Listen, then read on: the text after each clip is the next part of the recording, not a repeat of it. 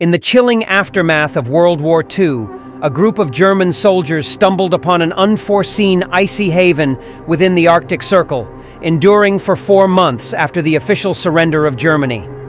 These men weren't battling fellow soldiers. Instead, they found themselves locked in a struggle against polar bears, fighting for survival against the unforgiving forces of nature. But what exactly were they up to, and how did they endure such harsh conditions for such an extended period? So, settle in, grab a cup of coffee, and let's embark on a journey to unravel this lesser-known chapter of history, the captivating saga of the last Germans to surrender. The story starts when Operation Haudegen, the covert assignment undertaken by the Meteorological Division of the Kriegsmarine, specifically on the remote island of Spitsbergen. Executed by a modest team of 11 individuals, this clandestine operation earned its moniker from the unit's leader, Dr. Wilhelm Deege, who was aptly dubbed the Swashbuckler. The mission's primary focus was to gather meteorological data, also install weather stations. The lead of this operation was Wilhelm Deege. In 1931, he officially became a qualified teacher and immediately took up a teaching position at a primary school. Simultaneously, he delved into the realms of geography, geology, and history, further expanding his intellectual horizons. His passion for exploration led him to embark on multiple expeditions to the isolated island of Spitsbergen during 1935, 1936, and 1939, driven by his initiative.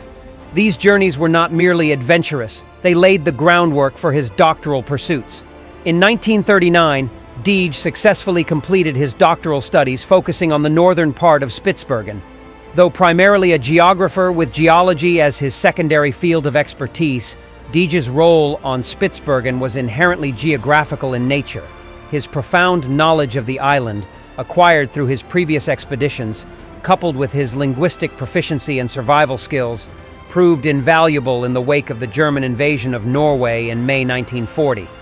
As the tides of history unfolded, Deege's diverse skills and experiences converged, shaping him into a figure whose contributions extended far beyond the classroom and the realms of academia. For this operation, the unit underwent rigorous training as far back as 1943, amidst the pristine snow-covered landscape of Goldhöhe, the German designation for a training camp situated in the Karkonosze, a mountain range straddling the border between Czechoslovakia and Poland. A group of 60 volunteers underwent rigorous training for a covert mission. The curriculum was as diverse as the challenging terrains they anticipated encountering. The recruits immersed themselves in learning essential skills for their clandestine endeavors. Skiing became second nature as they glided through the snow-covered hills. And the art of abseiling down cliffs or structures on a rope became a vital aspect of their training. Building snow cabins, handling polar dogs and dog sleds, and navigating vast expanses of snow and ice were integral components of their comprehensive preparation. Beyond the physical demands, the recruits were schooled in the culinary arts, mastering the nuances of cooking and baking in the unforgiving winter environment. Meteorological experts imparted their knowledge, teaching the volunteers to utilize instruments for weather analysis, a critical skill for the success of their undisclosed mission. As the calendar flipped to 1944, the recruits underwent a final phase of training, encompassing mountaineering, traversing rugged terrains, fortifying battle positions, and mastering the use of firearms, a necessary precaution against potential encounters with polar bears. Meanwhile, paramedics conducted intensive crash courses in medical procedures, covering everything from extracting teeth to treating gunshot wounds and, chillingly, the amputation of frozen limbs. Upon the completion of their training by 1944, a special selected group of 10 wireless operators were chosen for the significant mission. Transported by a U-boat from the Norwegian port of Tromsø, they embarked on a clandestine journey to their final destination, the east coast of Spitsbergen, specifically the island of Northeastland, Nordaustlandet in Norwegian, concealed within the Reipfjord's secluded confines. Awaiting their vessel, Commander Wilhelm Deege gathered his men to disclose the nature of their assignment. The small unit's mission was to establish and operate a weather station. Commander Deege provided context, elucidating that the German army found itself under constant threat from various directions. Recognizing the strategic importance of weather intelligence, the Army Command sought real-time data on Arctic weather patterns. This information would prove invaluable for the Navy and Air Force, enabling them to anticipate and prepare for adverse weather conditions. Commander Dage underscored the historical significance of weather knowledge in warfare, emphasizing the tactical advantage gained by anticipating meteorological developments. The establishment of the weather station on the remote reaches of Spitsbergen was a crucial initiative, aligning with the overarching goal of enhancing the German military's operational efficiency in the challenging Arctic environment and beyond.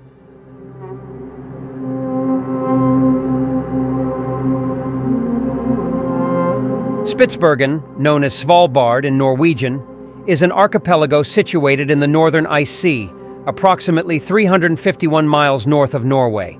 Comprising 3 large islands and around 80 smaller ones, this Arctic expanse has held a distinctive status within the Kingdom of Norway since 1920. The islands earned the name Spitsbergen when Dutch whale hunter Willem Barents stumbled upon them in 1596. However, in 1925, Norway officially adopted the name Svalbard, derived from a 12th century Icelandic text, translating to Cold Rim or Cold Coast.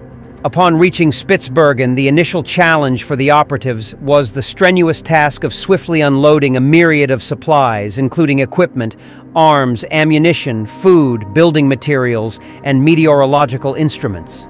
The submarine U-307 and the supply vessel Carl J. Bush promptly returned to Norway, mindful of the encroaching polar winter and the diminishing daylight. The inherent risk of detection by Allied aircraft or warships loomed large, urging a swift and covert operation. Faced with these challenges, the operatives constructed 2 inconspicuous flat-roofed huts using wooden panels, cleverly camouflaged with white nets. This strategic approach aimed to blend into the stark Arctic landscape, minimizing the risk of detection during a period when the elements and the looming presence of enemy forces demanded meticulous concealment. The story unfolds against the backdrop of Spitsbergen's icy terrain, where the operatives navigate not only the physical challenges of the environment, but also the ever-present threat of discovery in harsh polar conditions. In December 1944, Operation Houdigan commenced immediately after the completion of the weather station's construction. Each day, 5 coded weather forecasts were diligently transmitted to the weather station in the port of Tromsø, marking a crucial aspect of the operation.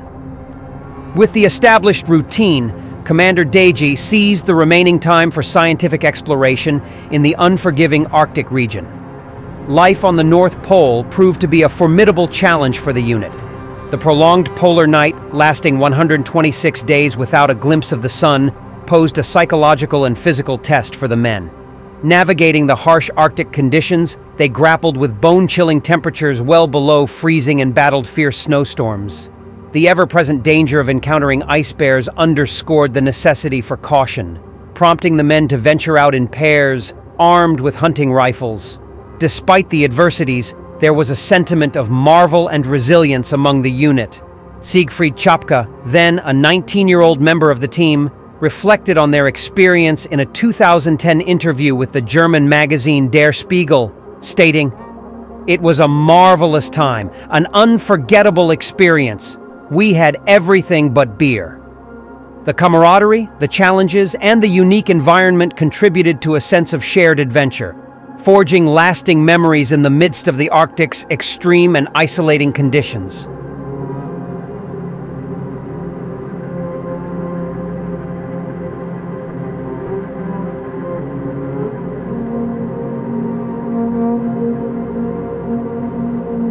As time passed in the icy expanses of Spitsbergen, the unit faced little threat from the wartime turmoil. However, the situation on the European mainland told a different story, with the German war machine grappling with substantial losses.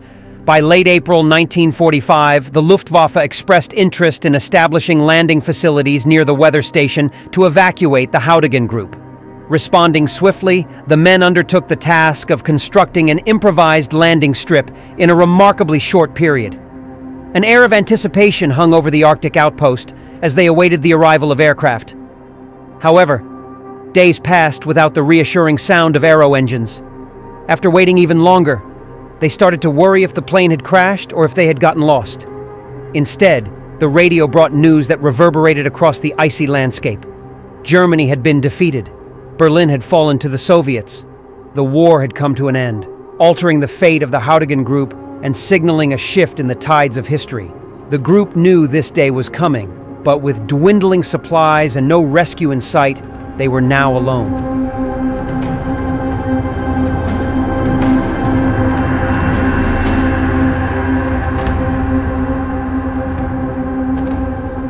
This unit now became the Forgotten Unit. While German General Alfred Jodl, Bio-Jodl, signed Germany's unconditional surrender on May 7, 1945 in Reims, France, the unit on the Norwegian island of Spitsbergen was completely forgotten by German military command. As the members of Group Haudegen completed their mission on Spitsbergen, a sense of desperation settled in. For them, the war had effectively come to an end, and a strong desire to return home and assess the state of the home front took hold. However, the only viable means to achieve this was to make contact with the Allies through radio communication, a move that carried the likely consequence of being taken as prisoners of war. Despite the growing despair, Commander Dage maintained an optimistic outlook. He reasoned, the crew of a weather station can hardly be considered war criminals. Holding on to this belief, the group faced the difficult decision of reaching out to the Allies in the hopes of securing a safe passage home, despite the inherent risks and uncertainties associated with such a move in the post-capitulation Germany.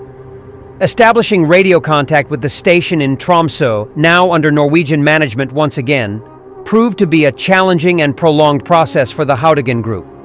Despite their efforts to broadcast coordinates on wavelengths utilized by the Allies, no ships or aircraft appeared in response. Supplies were getting low and things started getting a little bit desperate.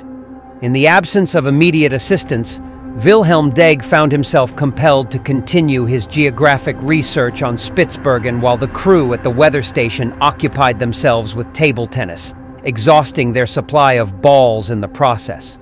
And going out hunting for food, the group received the long-awaited message from Norway toward the end of August.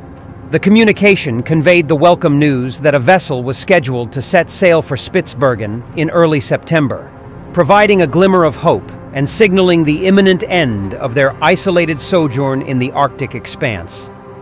Their long-awaited relief finally arrived on the night of September 3rd to 4th when the vessel, the Blåsel, docked in the fjord near the weather station. Originally a seal hunting vessel, the Blåsel had been chartered by the Norwegian Navy specifically to pick up the stranded Germans. As the vessel approached, a palpable sense of relief washed over the members of Group Haudegen. Commander Dage, recognizing the symbolic significance of the moment, insisted on formally surrendering to the Norwegian skipper Albertsen. However, Albertsen, unfamiliar with the protocol of such situations, was uncertain about how to proceed. In a gesture that encapsulated the unique circumstances, Dage handed his gun to Captain Albertsen, remarking, "I don't know how to handle this either." With this exchange, the belated formal surrender took place, occurring almost 4 months after General Jodl had signed the capitulation papers, marking the end of the isolated chapter for Group Haudegen in the Arctic. Upon their arrival in Tromsø harbor, the members of the unit were promptly taken into custody as prisoners of war. Wilhelm Deege, after enduring 3 months of captivity, returned home in December 1945, now situated in West Germany following the redefined borders post-war. Resuming his career as a teacher temporarily, he later transitioned to become a geography lecturer at a school for teachers. Dage eventually retired in 1976 and passed away 3 years later. In the post-war years, the men of the Haudegen unit attempted to organize yearly reunions, yet during the Cold War, this proved challenging and often impossible due to the strained relations between East and West Germany. Although invitations were extended by their counterparts in East Germany, those living in West Germany hesitated to venture across the political divide. This dynamic only shifted after the fall of the Berlin Wall, ushering in a period where the men could once again reunite in freedom. Siegfried Schapke, the youngest member of the unit, passed away on August 12, 2015, at the age of 90.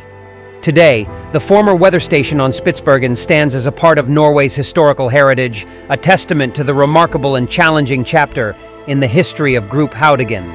And with that, we conclude our video. A truly remarkable journey through history. If these tales fascinated you as much as they did us, were there any moments in today's episode that caught you off guard? Share your thoughts in the comments below. We always love to connect with fellow history enthusiasts. Don't forget to give us a big thumbs up and hit that subscribe button to ensure you never miss out on our exciting historical explorations. Oh, and if you're not already following us on Instagram, and if you'd like to support us on Patreon, thanks for being a part of our journey. Until next time, stay curious, stay engaged, and never cease to explore the incredible tapestry of our past. Signing off, see you soon.